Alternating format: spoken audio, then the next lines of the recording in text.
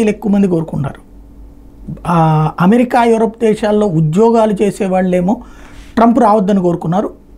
భారత్ పట్ల ప్రేమ ఉంటూ అంతర్జాతీయ పరిణామాలు భారత్ని ఇబ్బంది పెట్టినటువంటి బైడెన్ చూసినప్పుడు ట్రంప్ కావాలని కోరుకున్నటువంటి దేశభక్త భారతీయులు ఉన్నారు. అయితే వ్యాపార వాణిజ్య వ్యవస్థలో మాత్రం ట్రంప్ రావద్దని కోరుకున్నారు. ఎందుకంటే అమెరికా ఫస్ట్ అన్న నినాదం తీసుకొస్తాడని.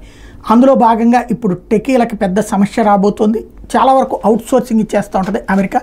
ఆ అవుట్సోర్సింగే మన వాళ్ళకి ఉపయోగం ఉంటుంది. ఇప్పుడు ట్రంప్ వస్తే ఎలన్ మాస్క్ లాంటి వాడు ఇక అట్లాంటి వాటిని క్యాప్చర్ చేస్తాడన్నటువంటి చర్చ పెద్ద ఎత్తున నడుస్తుంది. తను చేస్తున్న ట్వీట్లు అందుకు ఉపయోగపడుతున్నాయి. డిపార్ట్మెంట్ ఆఫ్ గవర్నెన్స్ తాజాగా ఇచ్చినటువంటి ట్వీట్ చూసినప్పుడు the federal government spends 80% of it's annual $100 billion IT budget on maintaining outdated system. Not only are older systems more expensive to maintain, but they are also more vulnerable to hackers. ఇది అమెరికాలో ఉన్నటువంటి ప్రస్తుత systems ఏవి safe కాదంటూ సంబంధిత ప్రభుత్వ శాఖ ఇచ్చిందని ఎలన్ మాస్క్ ట్వీట్ చేస్తూ ఇట్లాంటి వాళ్ళకి ఇవ్వడమా అన్నటువంటిది, హ్యాకింగ్కి ఈజీగా గురి అయ్యేటటువంటి కంప్యూటర్లు ఎట్లా ఇస్తున్నారన్నటువంటి పాయింట్ని రైజ్ చేసుకొచ్చాడు.